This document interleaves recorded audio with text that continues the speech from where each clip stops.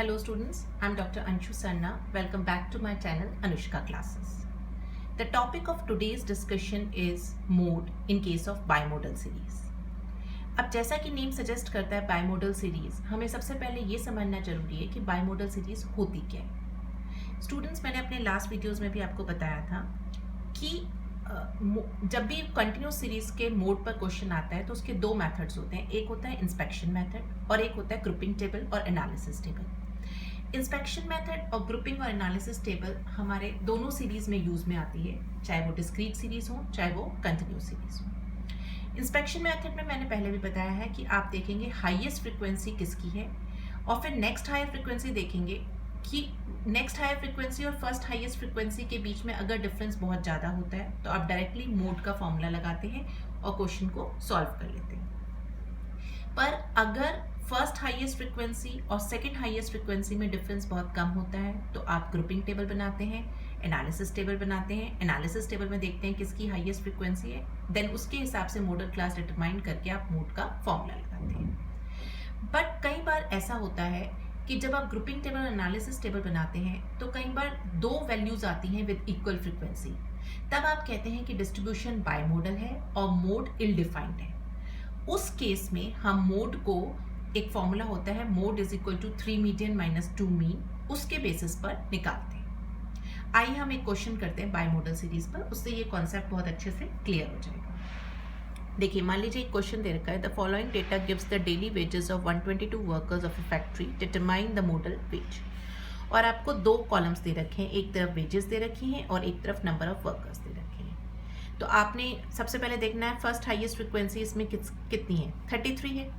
Second highest frequency 32 है। अब इन दोनों के बीच में देखेंगे आप डिफरेंस बहुत कम है, तो ऑब्वियसली आप पहले ग्रुपिंग टेबल बनाएंगे और फिर आप एनालिसिस टेबल बनाएंगे। ग्रुपिंग टेबल बनाने के 6 स्टेप्स होते हैं, ये मैंने अपने लास्ट 2 वीडियोस में भी आपको बताया है। जिन्होंने मेरे ये वीडियोस नहीं देखे हैं please refer my last 2 videos.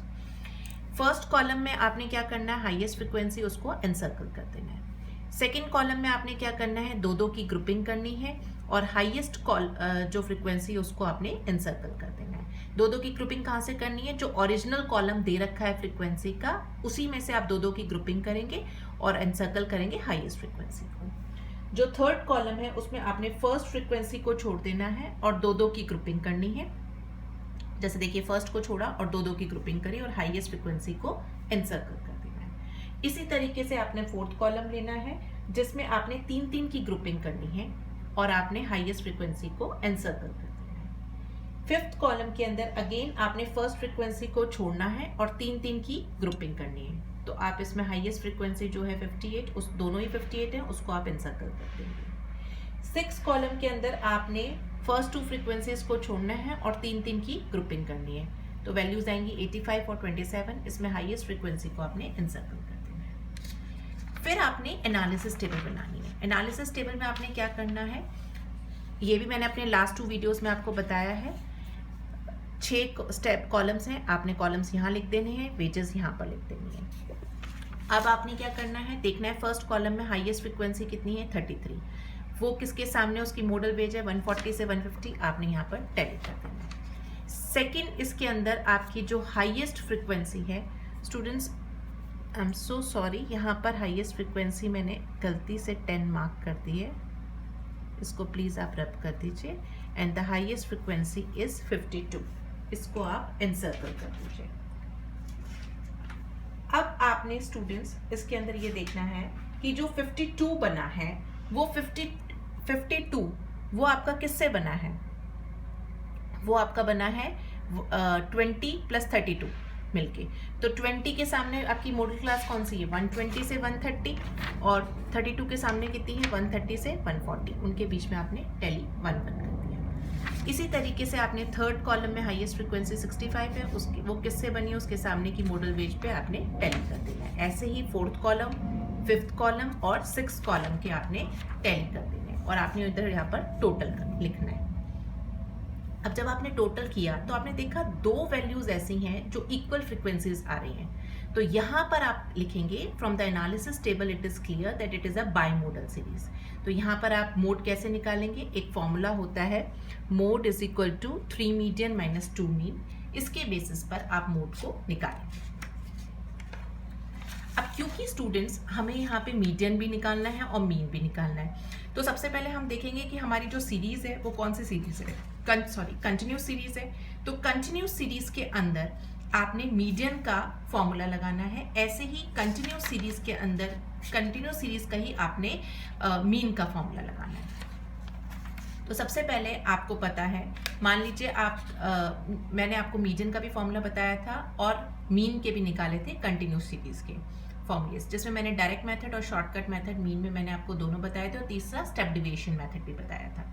पर जनरली जब मीन के कंटिन्यूस सीरीज के क्वेश्चंस आते हैं तो हम स्टेप डिविएशन मेथड यूज करते हैं और क्वेश्चन को सॉल्व करते हैं। वैसे आपके ऊपर है, आप कोई भी मेथड यूज कर सकते हैं, the answer would be same.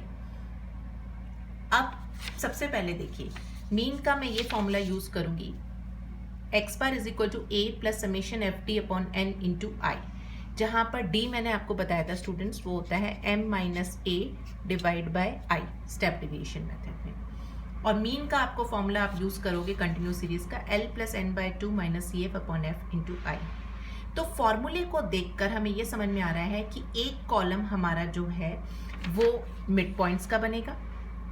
तो मिड पॉइंट्स में 100 से 110 है, इसका मिड पॉइंट 105 हो गया, 110 से 120 का मिड पॉइंट 115 हो गया। इस तरीके से आपने सारे क्लास इंटरवल्स के मिड पॉइंट्स निकाल लेने हैं। फ्रीक्वेंसी आपको दे रखी है। अब क्योंकि जो मीडियन के क्वेश्चंस होते हैं उसमें चाहे वो डिस्क्रीट सीरीज हो और कंटिन्यूस सीरीज हो, आप CF का कॉलम जरूर बनाते हैं, तो यहाँ पर आपने CF का कॉलम भी बनाना है। CF मैंने अपने लास्ट वीडियोस में भी आपको बताया है कैसे निकालते हैं, but a quick revision, CF आप कैसे निकालेंगे, first frequency as it is यानी 4 एज इट इज, फिर 4 प्लस 6 10, 10 प्लस 20 30, 30 प्लस 32 62, ऐसे करते हुए सो ऑन अप टू 122 आपका CF निकल गया। अब D आप यहाँ पर कैसे निकालेंगे, m minus a divide by I. Assume mean आप कहाँ से लेंगे, जब भी कंटिन्यूस सीरीज के क्वेश्चंस होते हैं और मिड पॉइंट निकालते हैं तो एज्यूम मीन आप हमेशा सेंटर टेंडेंसी के हिसाब से लेते हैं। तो अगर आपने एज्यूम मीन 135 लेते हैं, देखिए सेंटर टेंडेंसी के हिसाब से, तो ऊपर 3 वैल्यूज छूट रही हैं, नीचे 4 वैल्यूज छूट रही हैं। चाहे आप 145 ले लेंगे तो ऊपर की 4 वैल्यूज छूटेंगी, नीचे की 3 वैल्यूज छूटेंगी। It all depends on you, कोई भी वैल्यू आप ले सकते हैं। जैसे अगर आप 135 लेते हैं तो m minus 135 divided by I is the width of the class interval. Width कितनी दे रखी है, 100 से 110 के बीच में 10। तो जब आपने सॉल्व किया 105 माइनस 135 डिवाइडेड बाय 10 इज -3। ऐसे ही -2 -1 0 1 2 3 4, ये आपकी पूरी d की वैल्यूज आ जाएंगी। अब एक कॉलम आप बनाएंगे f इंटू डी का, क्योंकि हमें मीन में समेशन एफ डी एक फॉर्मूले में है, उसके हिसाब से हमें एक कॉलम एफ डी का भी चाहिए होगा। तो आप क्या करोगे, this into this, 4 into -3 is -12, 6 into -2 is -12, ऐसे करके आप सारी वैल्यूज का समेशन लेंगे तो you will get summation F D is equal to 55। मतलब समेशन एफ इंटू डी की वैल्यू आपको 55 मिल जाएगी। अब आपने क्या करना है, यहाँ पर फॉर्मूला रखेंगे x bar is equal to a plus summation F d upon n into i. ये मीन का कंटिन्यूस सीरीज का स्टेप डिविएशन का फॉर्मूला है।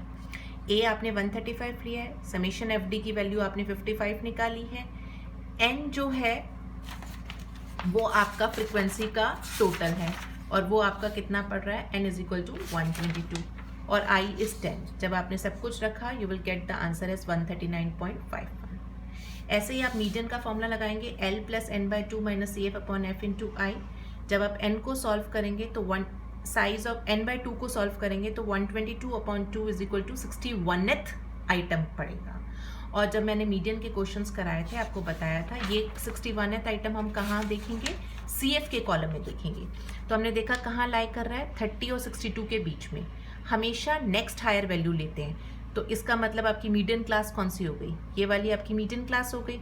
तो मीडियन क्लास के हिसाब से L is the lower limit of the median class यानी 130, n बाई 261 आपने निकाला। ये CF क्या होता है, CF is the cumulative frequency of the class preceding the model class, यानी जो मीडियन क्लास है उसके ऊपर वाला CF होता है। तो CF हो गया 30 और फ्रीक्वेंसी होती है सामने वाली यानी 32 इंटू आई इज 10। जब आप इसको सॉल्व करेंगे you will get the answer is 139.69।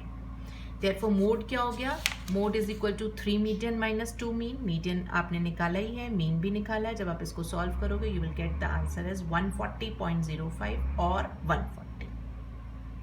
तो आई होप स्टूडेंट्स आपको मोड का by model series concept clear हो गया होगा अच्छे से।